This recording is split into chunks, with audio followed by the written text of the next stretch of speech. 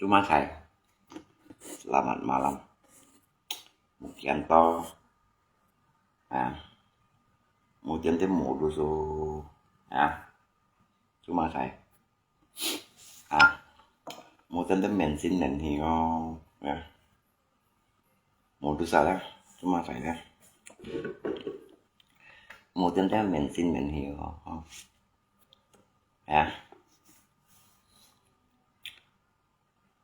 một tiếng thêm mẹ nó cuma saya hồ sĩ buộc cho mẹ cho bố xin can phải chặt em thêm mình xin mình yêu cho cái shit cả những thọ cho em anh dân bọn mẹ như tao hiểu cũng tội mà chơi anh bật xe đó li cô nhân số lấy màu ha tao hiểu cũng tội là khiến gia nó ha dành đó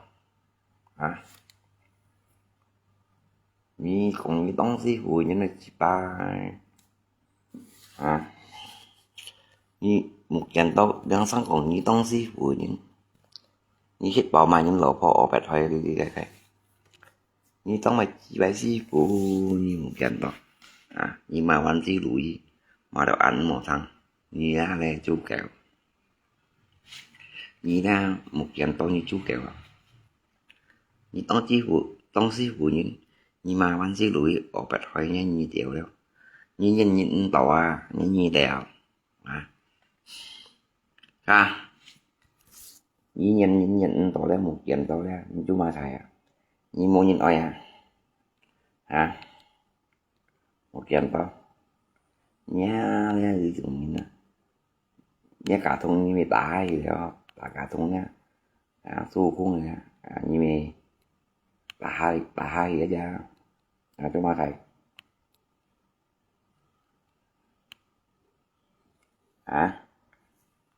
như sao tao hẹo mày chút nha nó mình như sao này tao hẹo mặt đây một chuyện tốt chúng mà thầy trong này tôi nhiều đấy tôi năm tỷ như rồi đó bài bảo shit bảo đồ cả anh bộ nhìn theo cũng khẩu lui như sáu cồn mong tin nhìn xa chính chủ như thế tụ căng thấu lui như này cho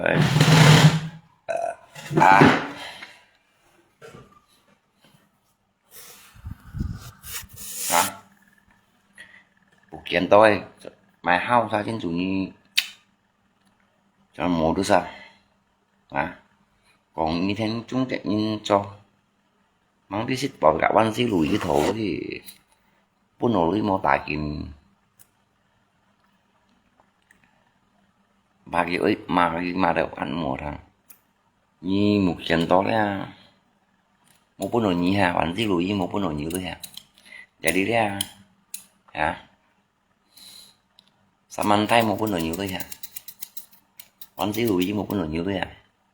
jadi như cái Facebook tôi mà như bởi xíu đi mà cuộc điện thì trong nhà nhau làm chỉ những trong áo ra tập những phân bố chỉ nghe là tùy soi làm chỉ những là tùy soi bù dặn có đấy chúng mà thấy đấy bù dặn có xếp như trò xoay hết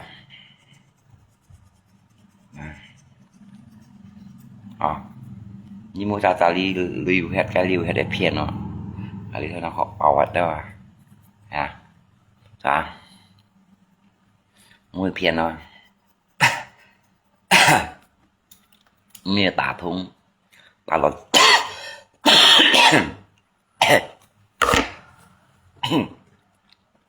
để đi mê tả thùng nó tả đồ theo như này trùng treo ấy một kiện to một kiện to mình đi về tả thông tả đầu theo như này chúng treo đều à bài thực tăng nhật bản là theo nhìn chúng treo để đi như mổ đu rồi á mổ đu xuân rồi à ồ sẽ nhung gì mang đi cả sản thay thầu đi cả quan sĩ lùi thầu đi mà chỉ bài một kiện to ngay tí là cái hạt kỳ về còn thay thế cả như đâu giống còn sẽ thay vấn sẽ cái giống sinh thành làm ba la cái như cái thảo mộ chu mang đi để buộc hiện to là sắm nhìn thấy cả cái bộ đi đâu nhìn em một trong sinh nghe nè mang đi vô vô sử trong thọ bà cái là một bốn kia á cái mà kia đeo nhà cái đeo chạy một bốn nó cái mi chỗ kia mà đều để ăn một thằng làm phải không cha lại chỉ nhìn bốn như trò xoay một kiện to bốn như trò xoay rồi lại chỉ nhìn bốn như trò xoay rồi mày rồi một kiện to đấy lại chỉ nhìn bốn như trò xoay rồi nhưng mà cái shit boy mình đây không còn mày đi hay một bốn đùm mà đấy chúng ai thôi như thầu còn ba sang cái món nó theo hao ra một kiện đó đấy như cho ba sang cái món nó sẽ đấy xong có thể theo băng thùng này nhìn cái tả văn xa đấy cả lên mà tảคนนี้เนี่ยcung xa thì cái số cung mà chỉ bài chẳng nhật bản này bên chỉ sai theo như này chúng chơi ở với sĩ phụ thì theo như này chúng chơi ấp má trời mang lên đang được theo nha mày chỉ bài sĩ phụ một kiện to nhìn phân bố chỉ mà phân bố như này nhưng trong mà chỉ bài sĩ phụ dạ thì mà phân bố như này ồ bài thôi chỉ bài thôi đi mặc cái nha như một kiện to kiểu đó ai như một kiện to mà sai bao nhiêu triệu như chúng ta chạy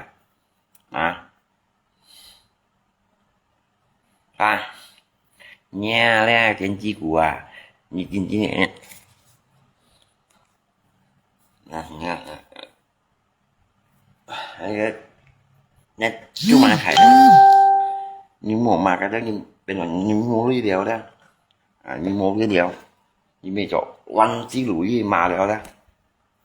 chúng ta chạy mà sao ấy nhỉ mà con xin điều trên măng cô thì măng trong theo lũ mô cho lũ xí đặt mấy biển thằng nhân nhìn chủ nhân năm chỉ những nha xe hệ vẫn trò xoay vẫn vẫn trò xoay chết bảo mà nhân xe của văn bảo chỉ như này trong những năm chỉ những chỉ những ngày năm chỉ như này dạ hay phá đứng mà chỉ bé thôi mà văn chỉ lùi như đi cầm xe kia chỉ bé miền như một kiện toán cái cầm xe kia như bé họ cầm xe kia như chết bảo cái thầu đi như nữa thầu đi ở xe những là gì chứ mà thầy như mang á lỗ mang á xe bao như yên chi như chúng mà xài ra ngay tí bóng bài kia bị mà cái đó sao phạm một chú không còn như đó không còn thấy ba này đủ công tầm bà phạm một chú mang tí ủ dùng nhá thổ đi ủ dùng nhá thổ luôn vì xe nhỏ là gì một bốn nồi như mà cái đó phạm một chú đấy ho như đó bình đủ công tầm bà lại đó khen vô phạm một chú rồi đó thì còn nha như bình đủ công ngay tầm bà lại đó trên phụ phạm một chú một kiện to như nha như trên trong bóng mèo hoa lung bóng rồi xuất miền là như là mèo hoa lung lưới ra cái thằng gì kia nha mèo hoa lung kỳ vẫn nhìn nha ban bộ lưới ra cái gì là sẵn cái gì phụ truyền thanh này vẫn nhìn tuy đều tim mạc cái đều xây cầu cái gì phụ đều nhưng mà cái là sẵn đâu chứ một bình xỉm mà ấn sẵn á cha một bình xỉm một chút trắng nhất bằng á cha cái nhau hình tao mấy xí cho cái nhân thọ cái chiều một bình xỉm ngay bái nghe một bài nghe một sóng sinh thông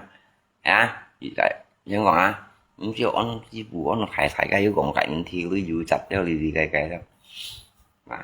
một bình xỉm mới ăn ghé ra chặt chiêu gì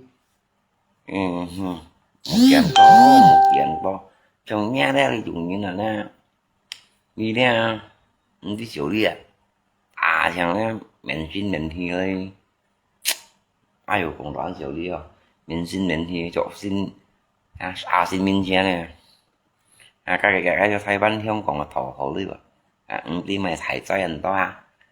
thổ ở nhà ta dùng nhá gắn chiêu và đa cái gắn thải chơi các nhiều các khu số chứ ngay làm phá lại còn kia ra và đa cái ngày mới cũng có mở một chợ với cách cách tăng nhất ban ba sang tăng nhất ban họ đi đâu xin xe nó họ hành mang thịt họ lia trung chiêu cổ chi bản cổ nhật cô xin xe hành mang thịt họ anh mang tạ họ nhưng một trận đó tù sĩ kia mà kìa mày cho như bác sĩ của theo như này trung chiêu đấy bà chọn bu lệ với khu trong chiều sao mà giống như này giống như này nhưng mà xử lý mẹ hả nọ hả như này em đi đâu nhìn em nghe tầm phá lắm tí như một trận tôi cả thành sĩ chính nha hả cắm nhìn tầm phá lắm đấy cung dân của nhỉ như mày mà đi đâu mùi xoay dông còn phải ba này mùa đủ cung tầm phá là vì chỉ như đâu mùa đủ cung ngày qua hay như đâu xa đủ cung ngày ra phạm một chút ai một trận to nhá cuộc số gì như như là nè đi ảnh nhá cái chiều rêu 10 chiều đâu ạ thật đều thấu lý thổ mua nè phát chẳng đâu cậu anh chi lùi ra thấu lý thổ mua nè phát chẳng hạt ẩu xỉ mỗi tôi cái vân tan chứ mà cái kia chỗ đây mà nhưng mà nhân phong cái thấu lý mày nhất trong ấy rồi như nè một trận to rồi như nha muốn ngồi suy đạp muốn ngồi suy nhân những đó nhân mới chỉ như này còn phải trái các ngay buồn gì nhân mới chỉ những nè ngay cho lắm chỉ những nè ấy buồn gì tăng cùng đó mấy cái thầu cạo mình chỉ những thầu lý vậy một kiện to ra chúng mà xài thế nên cái tầm pa là bệnh nhân to không còn ông mày ngay tăng cùng đó là mấy cái mới sẽ tăng cùng đó tôi cũng thành chịu xong cạo mình chỉ những thầu lý ba một kiện to như anh còn hầm như câu lọt không phải cái ngồi xí đúng rồi thầy anh còn hầm như câu gì về cái ngồi xí ra anh còn có xăm mạnh thầy bành xí đuổi sao dù mang trên mang tỷ đồ thổ lý liệu đồng bắn những câu nhí mang trên mang tỷ thổ lý liệu cái còn cái mô tổ kít ô hạt liệu tí mèo bộ chi đều liệu lẹ cá liệu chỉ phải lah kau sedikit kalau marah jangan jadi komedi itu fakta kayak yang mà nhân chưa như năm chỉ nhân sự mô dụng này nhưng mà làm bà lá ra một mảng phân bao nhiêu một kiện to hay như mang hai dạng như mang này cũng xem mà lia phân bao nhiêu mày hao như này còn như tốt phần xì mà như mang hai ra không nghe chúng mà chạy như nhá nhìn nha hại mà những tập những xe vô nhưng một có sù nổ liêu sù nổ trong này có lỗ cung đó thì sù nổ trong đó kia có lỗ cung đó kia một lỗ cung một cáo ghen nha bạn xuống bạn đúng dưới bộ hại cái nè này thì bà đa như mình không đây bán này em gọi nhưng mà lặn xuống có sù nổ trong là sù nổ liêu chỉ ra anh cho có lỗ cung đó thì cái miệng phải đúng không dành đam ma nha bình được cuốn như cái bình được cuốn không nếu hai luôn cái bình được cuốn các cái còn như mày các sù nổ trong là bình đúng hết rồi ấy đánh trang không những chưa thấy bán hết rồi đó cái đó jadi nhé cái pendukung nếu hai luôn pendukung nha pendukung ini mau kau cái bao nhiêu một dành to lá selalu đó mình đã thấy bán trong còn ấy mấy mình còn phải chơi cắt hay còn đi quá tao như thấy gì hết tội à bà bạn đàn đa man to hả tao mấy như một dàn to đó sợ là lu gì có thay ban không còn mẹ hả như tao mấy khâu gì nè hay mấy như một dàn to tạo tác với tù dùa nè như rình già na cả tù dùa nè mong tí gì ra cái đồ khâu lù lù hơn khâu cái lù lù hơn khâu trên xài giang phu như mệt mày như ship bảo phần mang ai khâu khâu một lúc kiểu đó à như nhìn cha ai có lý nhìn nó xem liêu nhìn nó xem liêu chơi việc giáng gì ha cái sampai bà thiền bà mà ngay chúng nó tải cái chui hả chúng nó tải cái chui bà đã cái thứ sao sân xịt ngay nè chúng nó tải cái chùa cái trong xe sân xịt ngay quá hay mà ngay wow từ từ một chân to ha hay mà ngay mắng tới khi nhiên nào cái tao như nào hả nó muốn cái như tujuan makanya trong những một chân to dạ gì không cho thấy bắn không còn nè hả quá sang mong 10 giây à bù dần 10 giây có hả như ta tao phải khâu gel lưới mình gel lưới tôi cái thọ itu phát tài mà một chân to đó itu phát tài rồi hả chính giống phát tài như tao mới khâu nhìn đi mới căn to mình dây sang hai này hàng trà dữ dào mày sừng đạm mày bugis mày bà tạ mày hả hạ cam mày khâu chiêu mày mê đan mày bà làm bằng mày căn to như tao mày gì cả hiếm còn thấy ba này một chân to nhất tôi dọn apa itu mah mengikan tak pakai ya và kau cổ của nghe không hả nhận rồi nhưng chọn ăn gì đủ gì mà hả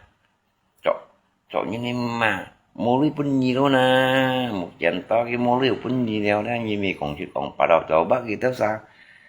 thì giúp gì lý bún như một trận to xoay à hả liền nhân thân trả gì cái chỗ đây tay vào hẻo đó bụi chi đều đó cái bụi chi đều đeo như mình đi ra tâm to cái bụi chi đều đeo đấy để đi cái cao gì về tiền tươi cả là thành gì tiền tươi hả hả coi thông nhìn là cái lọ xịt nha đó cái bụi chi đều đeo một chén to ra cái bụi chi đều đeo ra cái việc tiền tươi đeo ra khi mình chỗ đấy phải lo ra thì nhá chú có kẹo lại chú có chú có như kẹo lại một chén to cho những nha ngay con như cho năm chỉ những nha cho tao bắt nhìn ăn xỉu đi thì là dân mà ngay tầm bả lại lọ khô mà ngay ra những chiếc cụ chúng mà chạy những chiếc bằng cung mài những chiếc thải bằng cung mà đấy những thải bằng cung mà bóng về cái sao nhiều ha luôn đi sao các kẹo ma luôn rồi đấy sao các lọ cá vỏ lưới đã xài thì lọ cá vỏ lưới ơi trên cả thì mạnh tăng thêm ngay mà phải sẵn chọn gì ngay ộp gì ấy gần nó ngay cái mang tí mèo ha luôn lưới bị phiền này rồi toàn tao cả thì mạnh tăng nhá toàn tao khuyên tiền lặng xong bị cái trả trần cả lại tha trần thọ con ấy chỉ bị cảm mua dùng ai áo anh cái thằng thằng dây còn này mua chỗ mèo ha luôn bên lưới bị phiền này cái thiếu mua này mèo ha luôn làm gì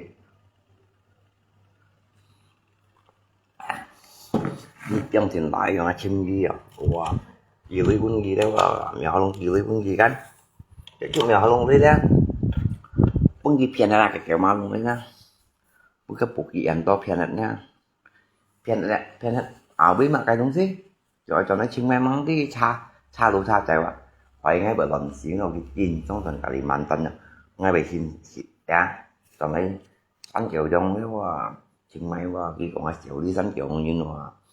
tiểu lý hạt ca nhìn theo mà chỉ nó em chuyện gì hả ấy mà chỉ nó tiểu lý hạt ca nhìn tiểu lý sanh trọng nhìn nhỏ bà cái tin trong sanh trọng nhìn nó phải chứ bằng đi là cái thầu con cây 50 tuổi hả theo chuồng treo nè không mua chuồng ai bên chỗ các có một chuyện đó ra như còn có mua chuồng như nào rồi bán mua dụng trong những đó ẩm mười đó tiền danh họ gì cũng chưa in trong mô dụng này ra ya mua dùng à 우리 윤년 어딨냐 cái cảm nhận 좋아 thì những đứa bạn kia ăn họ phải cá đồ hộ ra hay mới chỉ những nhân tỏi ra phải cá nhưng chỉ một cái mà còn bơi á cái về chùm bù đu nhớ nào na à à à à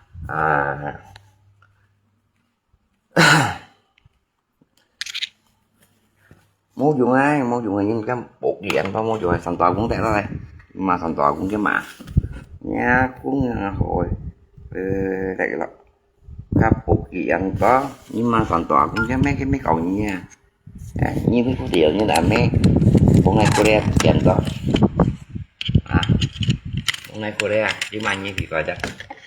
mà như gọi thế chúng mà xài nghe là mua dùng này cho nên như một chèn tòa đi mua dùng này năm tỷ nữa salalu alasan ya alasan kan ya nhưng mình chúng ta nhìn rồi gì dẫn nhất cả tiếp theo như lưu cho quý giờ quay mà văn si lùi một con nhiều rồi như lima nhìn cây mà nhìn nè một kiện đó chúng ta thấy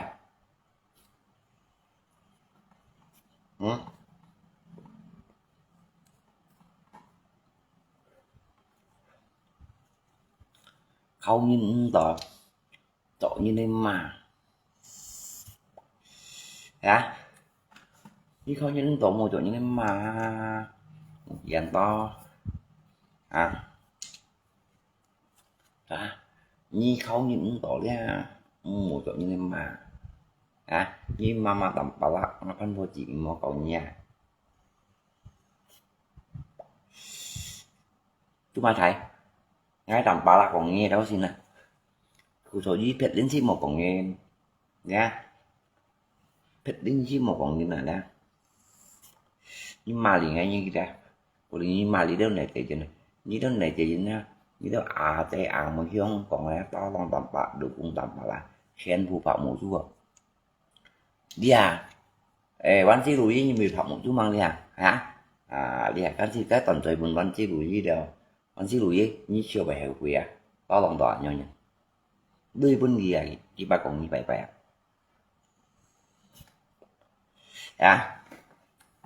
cái trò của tôi nói tôi cũng lấy một diện tôi đúng như hồi nhìn nhau cái cá thôi thấy văn trò rẻ cái tôi cho bộ gì cũng này nè cho bộ gì cũng cái thằng như nhìn thấy văn trò rẻ đấy một gì đại vậy đó cái chú bộ cái môn dùng này như nào đó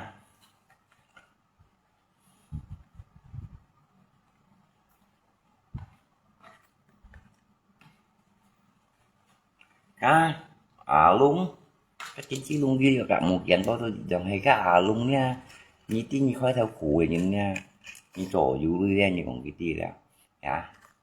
chứ dân như phải được dòng cái xe nặng ngồi đạp tí nhẹ sẵn thì có chịu mùi khi đành to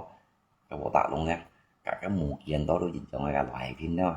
như tí nhãn của như sàn to chịu người chỉ bài như một điều được lấy máy dọa kín xa kín lọt cột đeo nhá ấy cột phò chiều liệu như tí như lỗ lưu thì chuyên nghiệp cũng xe vào đó chịu mùi sàn to đeo có tạ luôn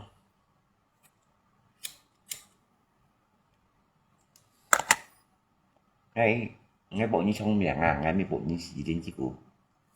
có tạ luôn nè ngay bộ như trong miệng nè xe vào hắn xe ngay mấy bộ như lọn lặn ngay mấy bộ như xì có tạ luôn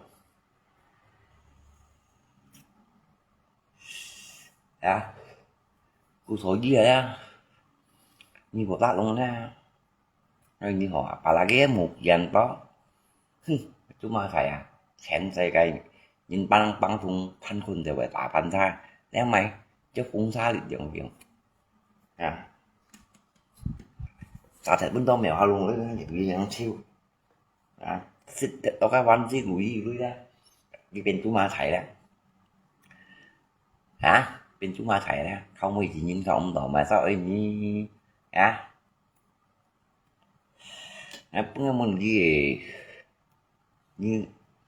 như tông sư phụ nhưng xích bảo mà nhưng tiểu nhà mẹ mùa phục hiện đó ra như tông đã sư phụ nhưng nha mày sao mấy như tiểu mày sao lộc không như tiểu như tông mà thầy chi bảy sư phụ chúng ta thầy nhất chúng ta thầy một hiện đó những cái tủ dứa này mà cái ship bảo mệnh hay không còn mày phải ban mày miเขาphải ban làเขาkhông còn TikTokเขาFacebook เขา TikTok những tủ dứa này mà cái những cả mấy chỉ cả nhắm mà còn với gì chừng bù đua cái mình nhắm mà như câu gì đâu như mang câu gắn nhà ban câu không còn phải ban mồi thì bài về với ngồi gì ra cá tăng như ta thành chúng kiện cho đồ trộn kiểu nhà bán nhân họ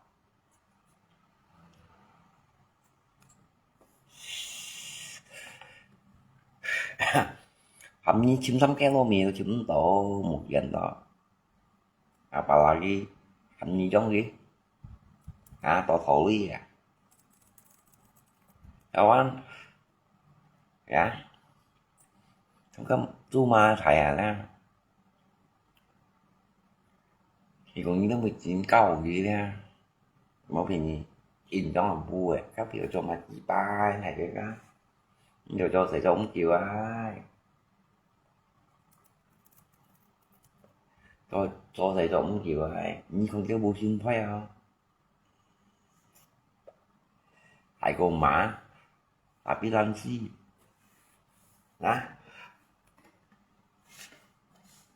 bù xin thầy cùng mã si lansi xích bảo cáo anh si lùi thổ đi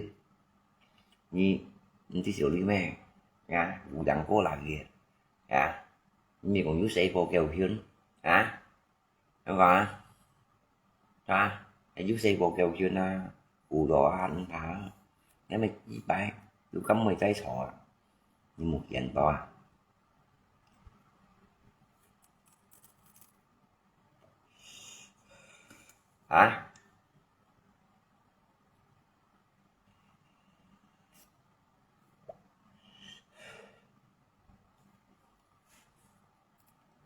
như một dạng to đó tao đi nghe tí đều ở tí chỉ trùng bèo 19 những 10 nhi một mà anh chỉ bụi gì đều cho ayo khi về cả mày xa tại chuyên gia sáng sẻ mà như chồng bù đu yang muốn chồng bù đu không nha ngã tin là phải tiên chế khuẩn là chạy u dung nhá nghe nó kia phải chơi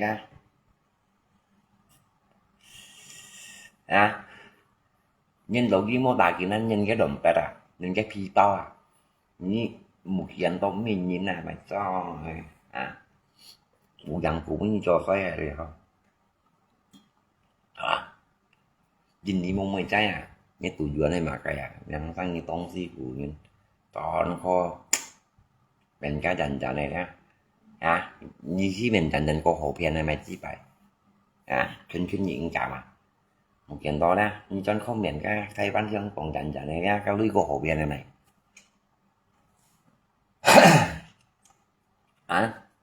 ngay tầm bảo lạc còn nghe quê ra itu pak lại hắn muốn chi vào anh này nhìn đi mong mày trái cao du trò ăn mày xuân đặc mày có bụng mày thông minh mày mè ranh mày thâu chiếu quần nhân mấy mày làm băng mày theo chân mày như vậy mái như điều chân khó chim các thầy ban hiông còn này một kiện đó hãy mê du lịch thọ du lịch mẹ nè du lịch phiền ca trong to mỗi lịch mà tôi ai nha đây dùng lá sập chi phụ nha đây tôi lá sập chi phụ đấy như xỉu chi cao vậy xích bảo nhân như này như đây một kiện đó là xỉu chi cao vậy đó lá sập chi phụ xỉu chi cao vậy thằng nhân như nè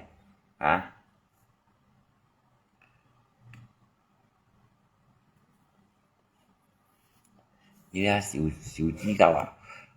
Emang siu chi kau ya mà như này pan po. Bay ở bẹt đeo đi mà ăn to à. Hả? Nhớ đây siu chi kau à. Mà nhưng nó có chi bay ở bẹt đeo.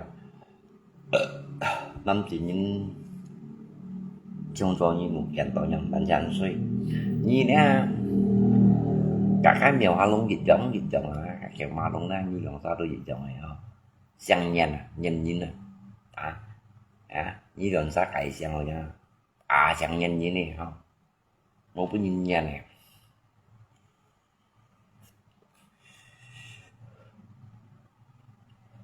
đó xăng nhanh như một cái nhìn nhanh này nên đúng mua hộ trí mua bàn tiết xẻo xanh nè gì vậy nha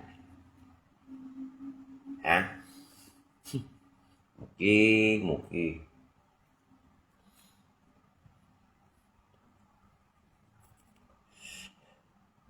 biết hồ chí nhé miền một chân to đi Facebook tuổi fan vô những bên nhận siêu vì fan vô những Facebook tuổi là chạy cao cũng nhìn nhận nào siêu đi chạy cái mà ngã cụ một cái một cái nhìn bằng tích một cái nhìn cái gì nhìn fan vô những mô tả kiện hay nhìn cái động ta này nhìn cái ATM hay ATM một lưu đó phải chạy cao như vậy tiêu chứ còn bún khoai liệu tại khi gì trả đi bài thân gì lý nè hay một lưu kỳ bún gì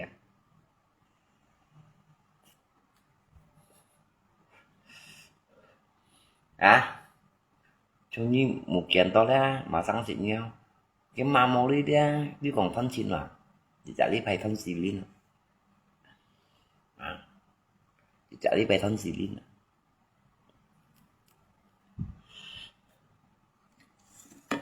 bây giờ nhau năm chỉ như là nhau lại chỉ như là pin cho xoay rồi chỉ ca mà một lít một bát chỉ bay một kiện to nhiều sự giúp cho giá giúp sự giúp cho chỉ ca lồng sự chỉ ca giúp du con này không nhưng mấy còn chân hạ được gì chứ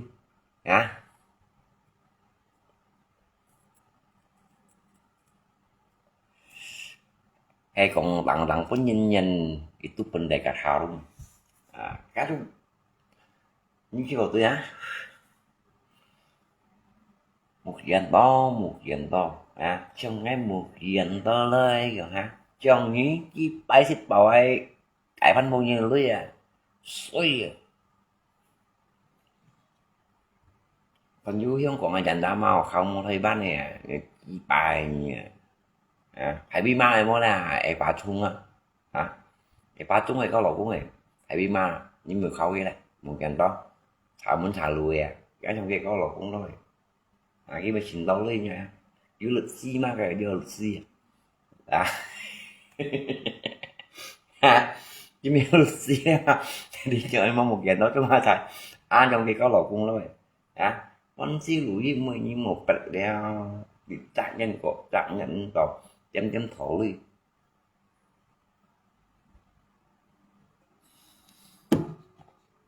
anh siêu lùi với lại như thành cái tầm bà là còn bơi ra công anh cái chú bà tay còn cái bốn bài đầu kính nào có một dạng to là mình xin xì tao kiếm mà như đó thấy bán xe không còn xe ra mùa đủ cũng tầm bà lại ra như chí chú gì hình đâu mà cái tù dùa này mà cái kiếm mình xin mình sáng trắng hết bán nha ra các bạn các kiểu đi cây dành cái xí phụ liệu cái bộ chi tèo theo cái xí phụ với xin thanh về môn hỗ trợ xin thanh nó là sân cao là sân bạ dần hành to một chân to hay còn xí phụ linh nào nha hay còn xí các cái xí phụ linh nào nha đi chạy không luôn bắt đầu hệ linh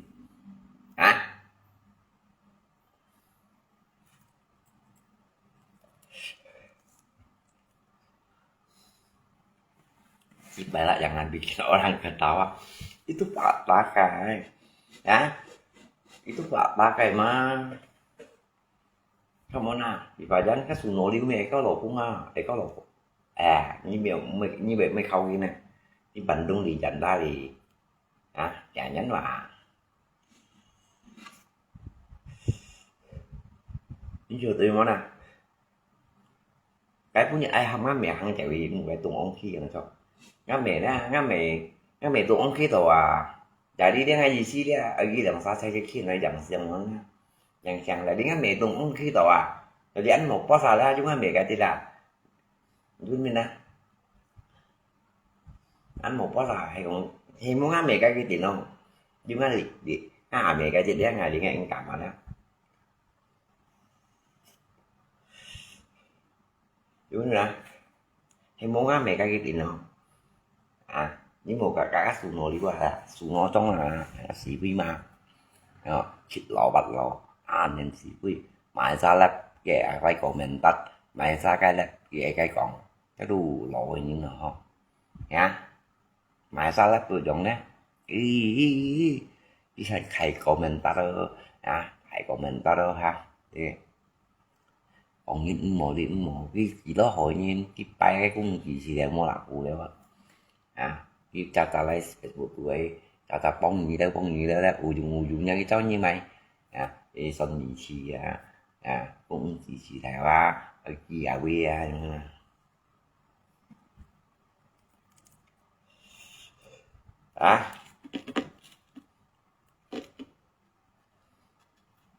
cái một dàn to xít ở cái nhìn sổ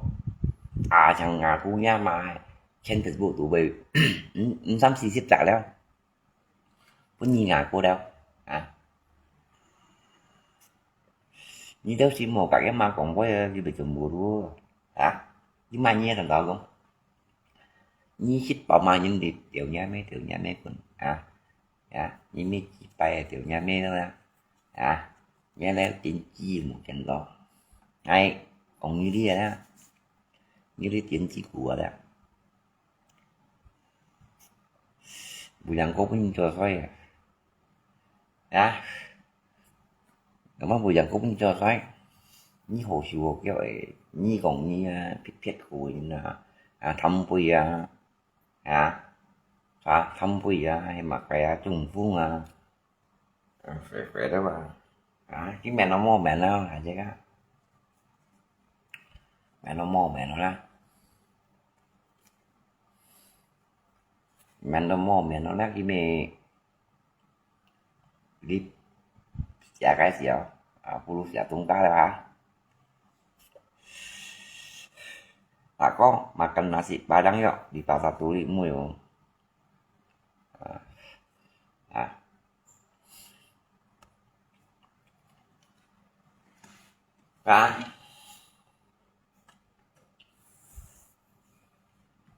chính là một nhân vật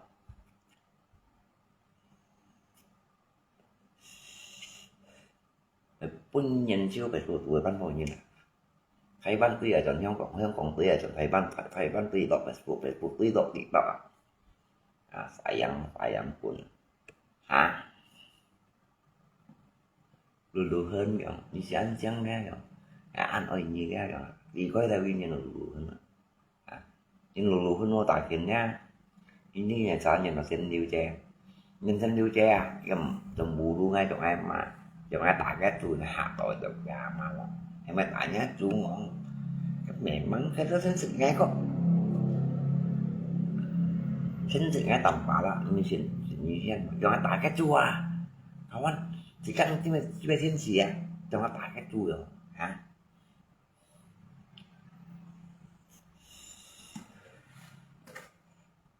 cô này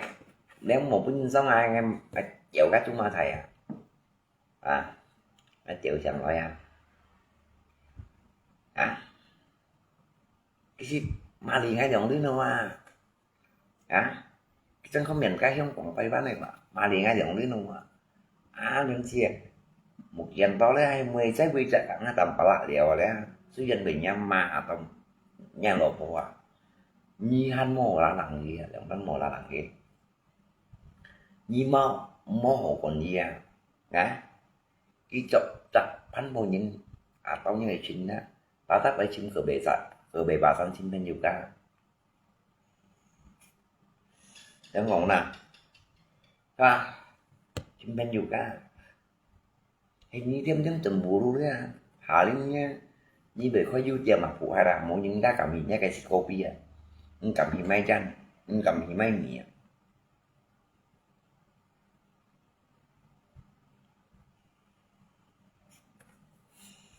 một chuyện đó đó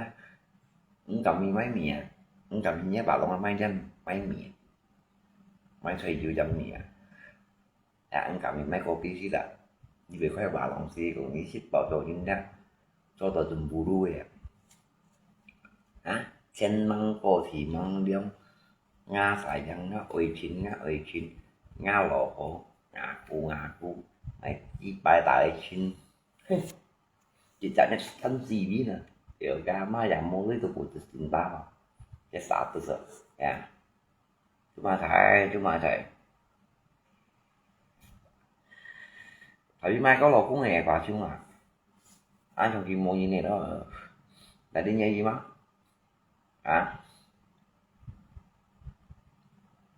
như gì mà thầy ma thầm muốn xà lùi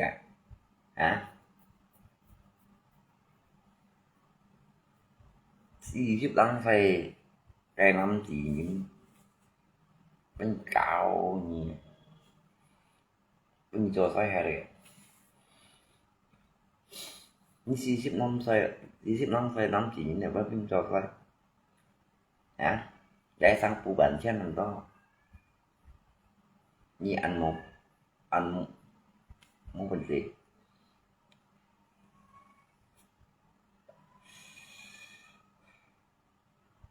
như chưa tôi như vậy ăn một bệnh gì mèo luôn mèo không một kiện đó như có mèo luôn á ra mèo luôn mèo luôn có lộc luôn mèo luôn có lộc không chú đu mi tay vào trong còn tay chút đeo tay mang riêng kèm to hay là phải với những cái như này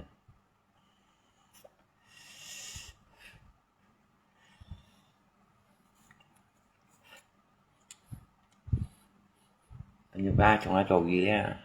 anh nhau năm chỉ nhìn nè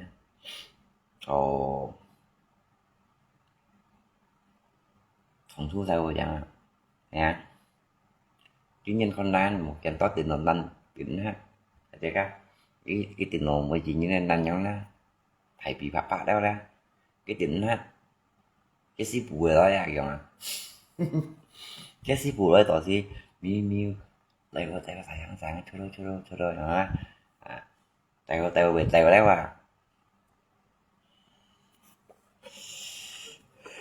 ra xỉu chung này xí bùi hoặc xỉu chung cũng hiện tao hiện bao nhiêu tao xây cái xí bùi chúng mà thầy thấy ra xí phú để mày xí phú bé hát toàn khu xí phú nhá nhân sật mày mới nhân là thế nhá tôi xuống những bé hát toàn khu nhưng bé chiều đi mò biết tông xí phú như nó mấy bé hát toàn khu có như này chỉ chẳng một kiện to phải chơi cái chỉ chẳng một kiện to mèo luôn hay như xung quanh gì ra một kiện to jadi mèo luôn như mấy vị hạ tầng khối ra cả xịt rồi mấy vị xịt rồi mấy mày không muốn mèo luôn á những cái còn tại khi nào mới chịu tiêu với một cái mình gì mấy cái gì sử dụng lòng sống cả làm mày tao cả làm là không ra tao siêu hay mà cái chuyện chung nên cũng như lộ đi cả đó mấy bè ha tần cua gì không cái như nên gì đó phải trả cho cái của anh chèo ôi nhiều cái đó nghe gì của bạn mấy bè ha tần cua mấy nữ sao mày nhìn kéo luôn với mày nghe không một chuyện to hay còn nhỏ nghe còn cái về làm gì nhỏ luôn nghe không có xong bù cây là đụng mình còn thầy cho cái nhỏ luôn nghe mèo lông tận khu lẽ đúng sống bù cái bong long này đó thiết lạ sao về đã lúc đó mình thấy rồi không à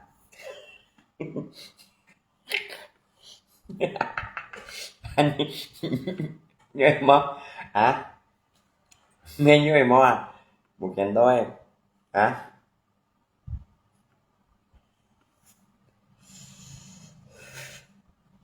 cái mèo lông tận khu in trong là sao về đó em xong bù cái hay gì nè à cái mình thấy rồi à cho anh bọn à ta chính thức như là của tùng như này mèo luôn cái vui gì tôi chọn cái này tận này khu với em thì cái thằng xong tầm chọn cái này tận thua cái theo theo bệnh tệ anh thua rồi ở dưới đây thì 10 chỉ những chỗ đó cái tận khu phiếu theo bạn này cái sự dính bạn cái thua nè bạn nào với 10 chỉ những chỗ trong tận khu các cái sự dính nè cái còn phim cho cái này tận khu giờ nha mà cái gì chả mà rồi không có nhưng muốn tận khu cho mà anh chọn cái này tận khu mà còn không vì vậy bị xét rồi cái khu mê đồng sọ thôi cái tụi xì về bao nhiêu thay trong gì đồng sọ nó thôi là này cái khu lo lên lo hơn á tụi chọn cái này tận khu vì vậy bị xét rồi kiểu mà luôn mỗi dụng cái chuyện muốn xí chọn cái chả xin nó cô đại cho cái mua quả lì gì mì chăng sao đây liền mì bù xong bù khủ liền cái môi trường này nhé nhá chứ ấy thêm những treo đấy mà ba hay nhỏ luôn tay lấy tay cái tầng mỏ mặt chất báo hạnh cái mặt chất eo hai lại hai là kèm trở lại báo những danh bọn như hem nhìn đi nhưng mày phải này hai dòng nhá cái mặt chất này bay mặt cung này nha như kẻ hay ra cả những mùa này hai dòng nhưng mặt cái bao miền này như hai kèm tuần này bao mày nó sẽ cái thằng chính phải nhìn cái tiểu xong tiểu đều như phí đều để cái phí đều đi ngàn thôi ngàn tối như kiểu này bao trong cái tầm 32 còn tiền hai đồng si đang làm việc là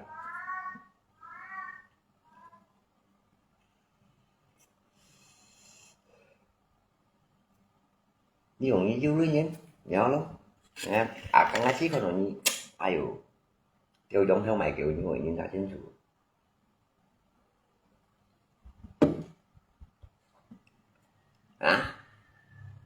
như con nhà dưới lên nhé cái mặt sẽ như dòng hắn này mà bảy bạc mua bảy gì nào làm pa la ăn chạy như làm pa la nhưng mà nhóm kịp ngay cả những mồi như cả những người tại khi đi mà như vậy như làm pa la cũng một kịp ngay thế có em nhiều hơn lúc ăn xin chứ như ngàn ơi nhiều nhưng tiếng như nhầm ca mua nhầm mặt rồi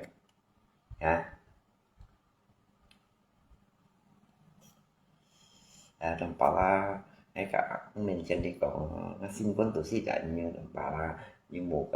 cả những người tại khiến một kịch ngày nhiều như là ngàn thùng xin người là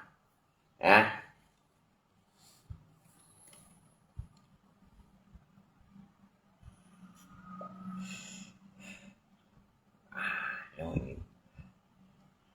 lại như một dàn to hơi cổ chưa cái một tổ phán bồi nhân nha các bạn cứ ngay tí tổ tụng tí tổ chào là cái khảo về tí tổ đây vào đây và tí tổ đưa tổ chào hắn mang còn ai mang tí nữa nhá hắn mang còn tầm bảo là mang tí nữa các bạn giá phó mang mạnh cái thực chế mang mạnh cái thực chế đừng mang cái thực chế mang mạnh nha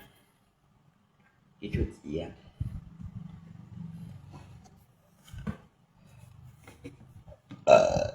trong ấy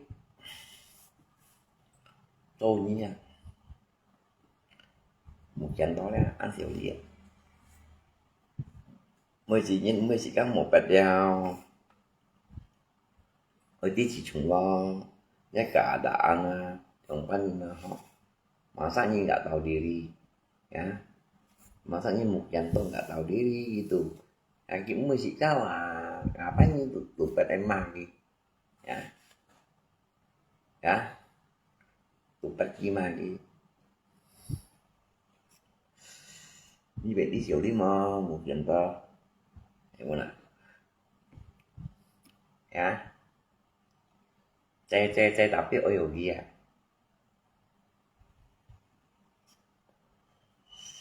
và súng ơi á một lần to súng ơi rồi cái tung gì hãy cao cái nghe chịu chuyện còn nên ya một lần to lấy cao gì nó nè chạy ca không còn đang đóng mắt không còn đang chỉ biết không còn đang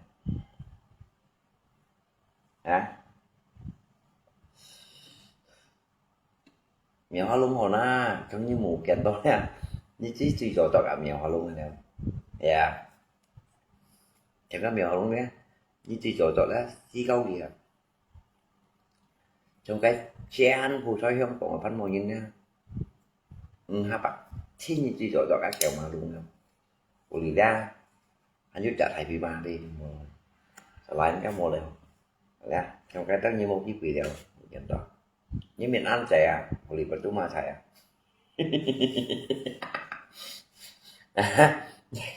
nhưng mình ăn trẻ của lì bật chúng mà trẻ ra như câu vui luôn vậy tụi cũng hiểu chẳng mấy hiểu như tán sao mô luôn vậy một chuyện đó đó như cần tao lấy vấn phong nhìn các anh chị một câu thầy chặt cũ có dịch năm nhìn có chung kịch cũ có thầy bánh cũ có như một dạng đó con chị điều chị bắt chịu ship cái câu mày chỉ nghe thân chào vậy là ship bảo về tuổi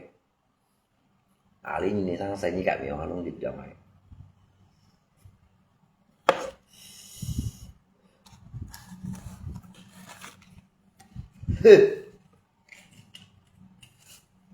cái nhẹ tàn cái nhẹ tàn ai tàn nó mọc tùng vui nhé còn là tung gư lúc cái nhẹ tàn Hindi sugar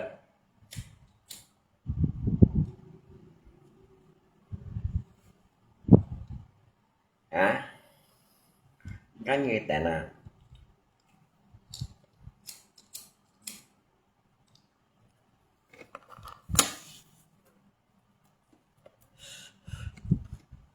khăn như tàn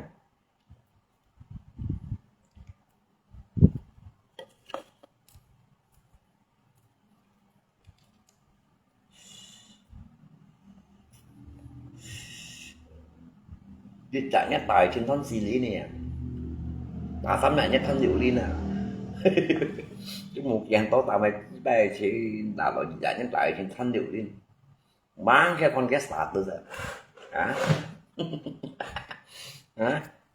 còn ơi nhín miền chính miền từng cho cái thằng bò liền thì cũng là trả tay tổ liền như có cái kiểu tới bên như vậy chị bay nghe đây cháu xù một kiện đó trên chủ nhìn trên này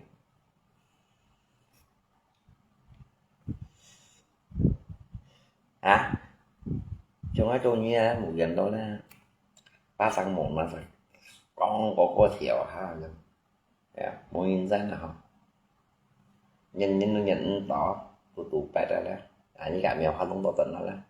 trong cái mèo hoa lông nha thì săn tành đó thì coi là săn tành không người gì coi đó chỉ cái thiểu ha để đi theo một nghìn dân nó ôi như nội tỏ đi dạy em cái anh em tạo lại tay chèo siêu tạo lại tay anh thì là chèo ra là thiết giang mèo luôn nha hãy cầm cổng xem thiếu còn như chị giang mèo luôn không thì còn cô nhân với nhân xăm giả gì đi hay bà hay xăm nó thì xăm chú rồi đang bên trên chỉ là bà không mèo luôn với mình nha 完全是喇叭。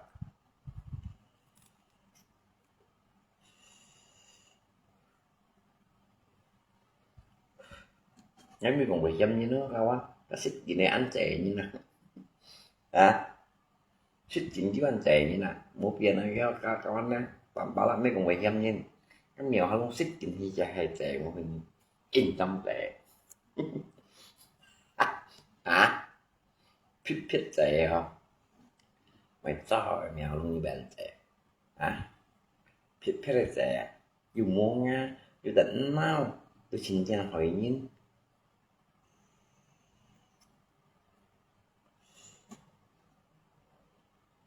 Dạ, ini còn có bài dâm cho nó xích chuyện trẻ đâu anh. Khích hết trẻ, lăn kho nữa. Hả?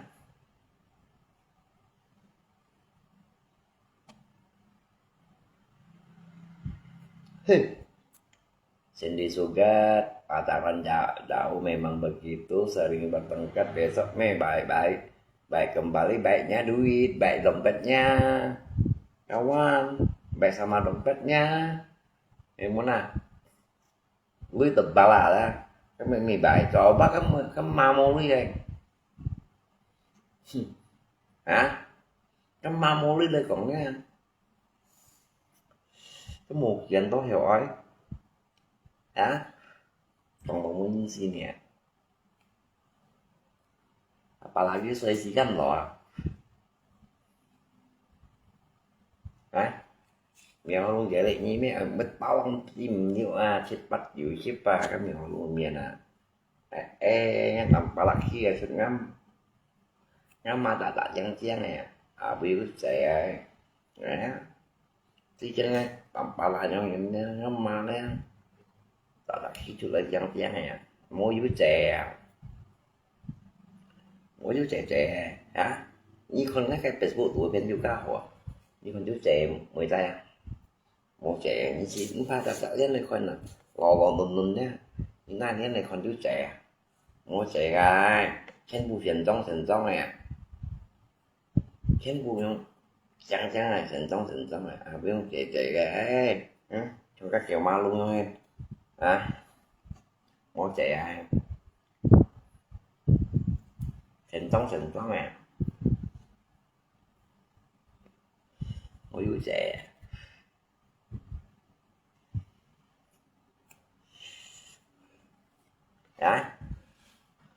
khỏi dưới đến á của em thêm vô cái con nào muốn chạy em không bằng ba ngồi vô cả để mình thấy được chúng ta kiểu mà luôn luôn tận album luôn ta đây làm ba là album rồi nè thành ngay đi bắn rồi ngay đi bắn xin xây hàm mà chẳng này không biết chúng ta ai quả siêu này nó gen bọn này một cái hàng này cái này anh thì chỉ là đùng của nó hàng thì nở đau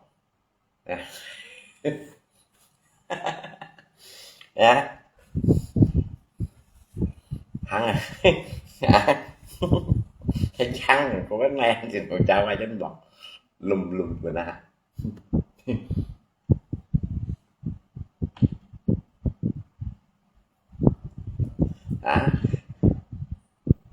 che lỗ chạy vào xuống ngoài cái chạy về trên là các bạn đi gì thế này chạy về trên cái như thế để bảo cái rồi thì anh bọn này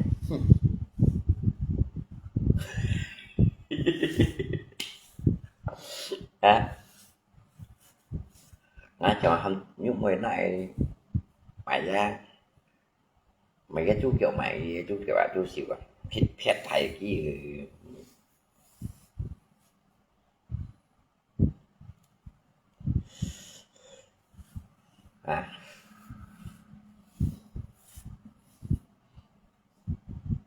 in trong là in lạnh to thì mà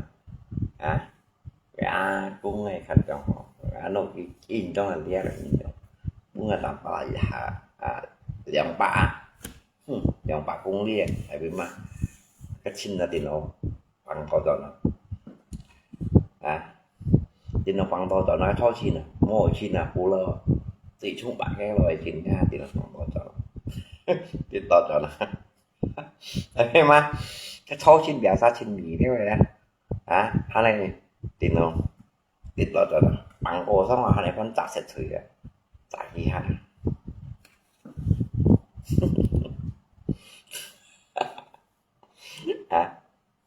cái con chặt chặt cái sệt thử đấy tại vì hắn con trong theo con cao ấy bao game rồi tiền nó to khoảng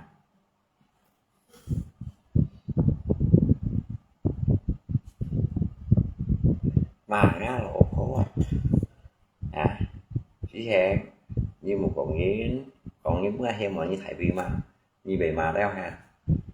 chiều lý ở em mình xin xoay một thật chứ gì rồi nhá mỗi độ sắm của cô chăng là ai thì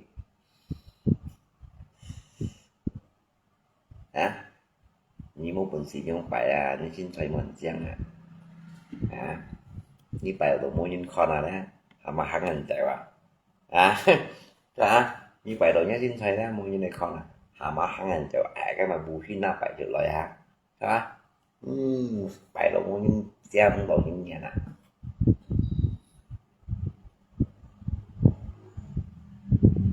chúng ta khéo ma luôn nè anh bỏ một bình xí máy bẻ hạ chọn máy thôi cũng tất cả bạn đã bán là thò là chỉ dùng cái miền đồ sử dụng rồi đi hắn ăn cầm còn cái ngay mãi sáng cái tôi cầm còn ngay giống cầm cầm mãi sáng cái tôi cầm còn ngay biết cầm còn mãi sáng cái tôi cầm còn hai chồng tùy nhìn nè chồng tùy nhìn nha mãi sáng cái tôi cầm còn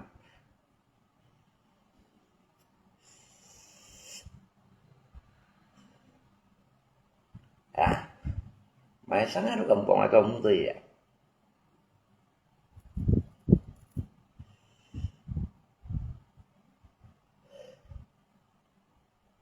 công ty những mày sáng nó cầm còn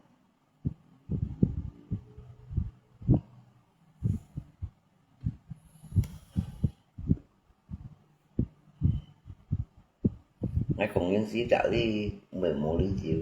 tổng số cho số cái chúng mà còn những cái lũ chuyện này như mình là những cái mèo mới sai thay quan nhau còn khi sống thì mà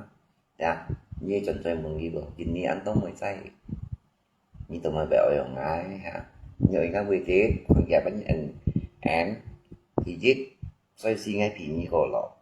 ngay những khổ chí cho nhá chơi được tao lắp khổ chí cho nhá gì chuẩn chơi mừng gì lo tôi ngay những khổ chí cho rồi nhá nhớ chơi ngay tao ăn khổ chí cho nhá gì vậy em còn một nào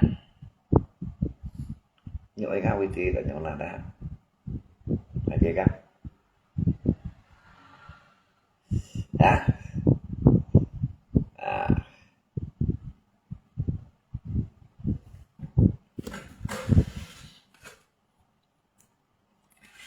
cái thầy bị mà tạo thằng xuống này thì còn cho phá tê với vô hiền mùa vô hiếu mùa cái cảm nhận họ luôn bằng câu cái chính chính cảm nhận họ luôn bằng câu itu phá bài mèo lông hầm thì hầm được gì để đi bộ gì đó cảm nhận họ luôn bằng câu đấy cái xẻ phá tê luôn để xẻ phá tê luôn thằng phá tê anh đâu luôn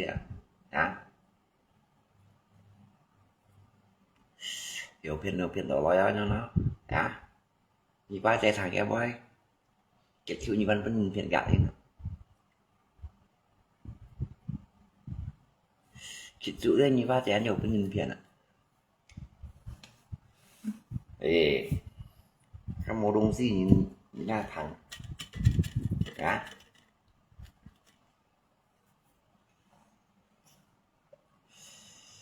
chịu như ba chạy đấy vô chạy bên nhìn phiền ngay làm bảo là còn bay itu phá bài chứ cả nhìn trong vui dạng này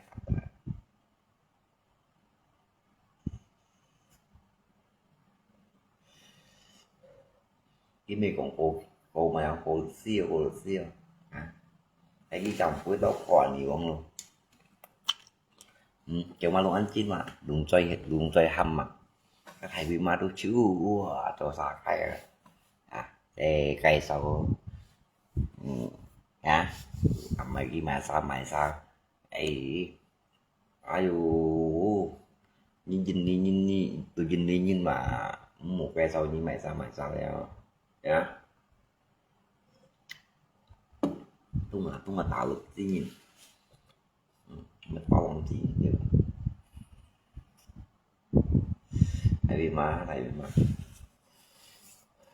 hả nhìn là phiêu không cây sau như mày sao hả ra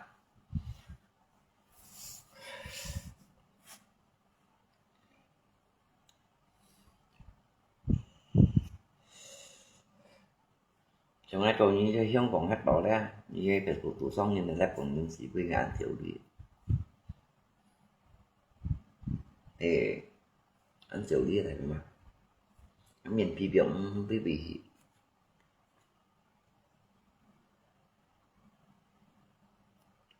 呀，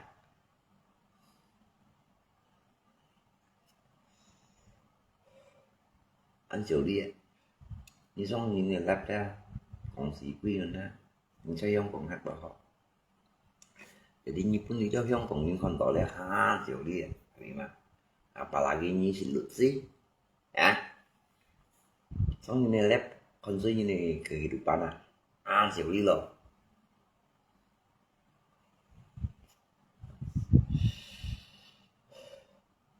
Những chiều tiền đó nè, phải thấy cái còn quen, những mình cũng nói con khăn như thầy vì mà.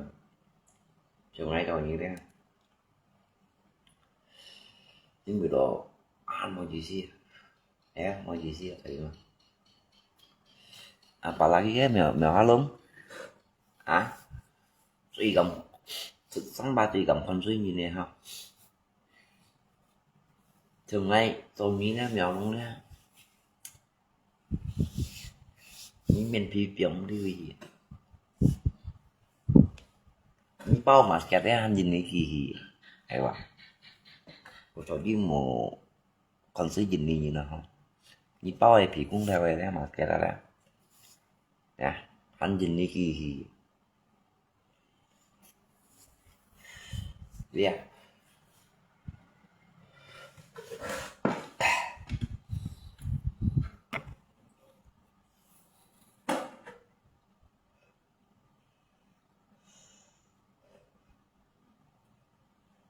bao nhiêu phí cũng nghe đi nhé nhau chú phí là nhau chú phí nè nhưng mà phí cũng theo khổ dư xong rồi phí hà đã nè đi xin 10 phân các khỏi nhau nữa 10 phân các đi rồi còn kêu dặn mình bạc là cái sinh trẻ phải mình cái chí chung rồi mình túi dặn một bài này đấy các ca chỉ một tay này các ca chỉ một nếu nó tay các ca chỉ một phải chứ các ca chỉ đó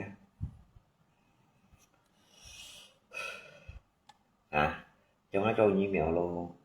như anh nhân bọn thì chịu đi dạ còn suy những một tao bằng tiền nữa như cái xin soi cả thầy bị mai đó nhá chúng một con nghiêng nghèo mèo hoa luôn như các phần nhiều có xin soi không ngay đằng lúc đó lên nhiều anh giống thầy thầy đó cái thầy chung bị to tụi gì tuổi trong này nào em cũng 10 giây mà hả anh đó sáng sớm xong không thầy không kiểu như chào cá má cho India cho ai khiến rồi chân bóng cho India chân cho ai khiến rồi thâu này tôi sẽ cho hắn cầm em nha đó luôn mèo luôn với cả thầy Việt Mai này cái mà nè càng ngày như sống xa xíu như dụng mày của em vào chung rồi nè nghe sợ cái nắp nó lọc phải buộc của ngay muốn phải chơi cái đi xăm tận như diện bị trả cả lòng mà tao làm bộ đi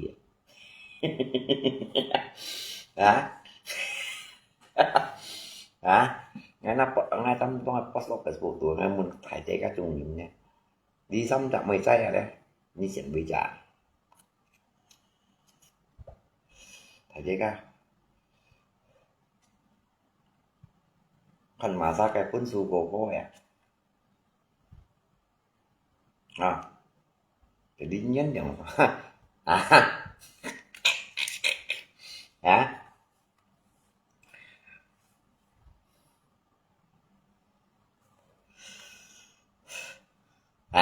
thôi như vậy tí xíu đi mà em nhìn này xin thôi em nhìn rõ xong của em nhìn ra ra cả nghe con trai cái nhìn phi trường quý gì tí xíu đi trong cái lùng mù cá tèo như thế cầm xe lăn xả cái gì thằng lăn xả đi xả mà mấy cái nọ này hàng hả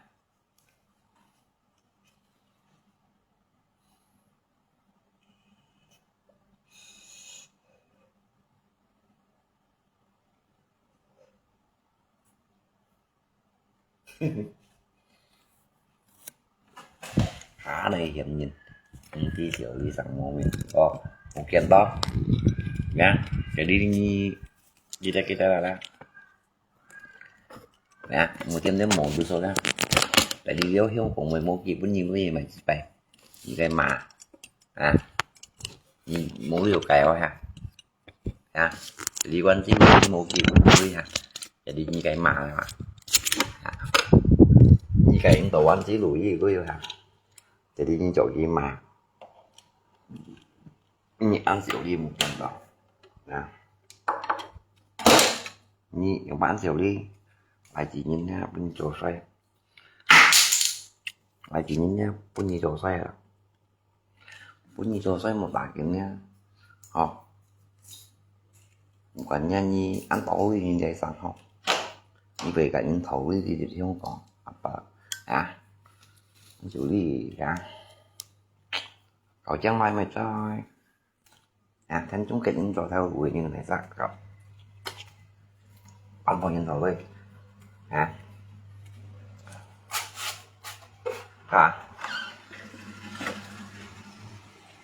thổ đi chứ thổ đi cứ thổ được mà chi một chuyện to nè về tàu cầm chạy đến nó nhưng ta cũng nhận nhiều đi cứ thổ kèo bạc hại không ai vô cậu anh chỉ bùi với thổ kèo bạc hại đi trong ngay rồi như một gì cho tao như xịn thằng này nè nhớ cầm mà nhớ sao nhớ như cầm chạy gì là ngay như cũng ngay với ngay cầm chạy như to một mà nhân nhau một chân to một chân tấm mộ được sao nhưng mình không biết thỏ mấy chung chéo em một chân to thôi tôi xin linh tăng mấy chung chéo là các bạn sẽ lùi ra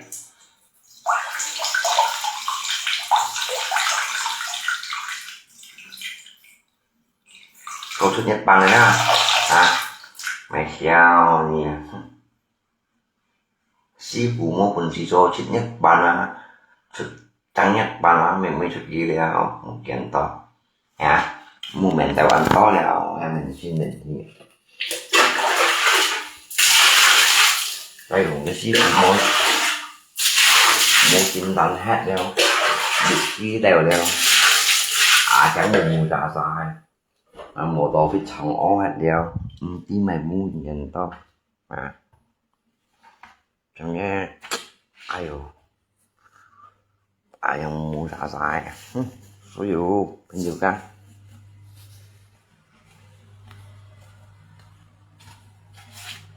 em còn không tao đi với chị hả anh nha chúng ta xài mua xịt vào mai trên lò phó mua dùng gì nữa mua mắng sẽ vô như đó đi mua dùng lắm gì như nhưng mà tầm bà lá ra hay như cầm gì mua tổ chính hết bao chuyện em mà các bạn nó tầm bà lá ra mua mai như triệu nha mấy của nha bị khoai trời mày như triệu nha mấy in này một lông xì của tông phải đâu đi với gì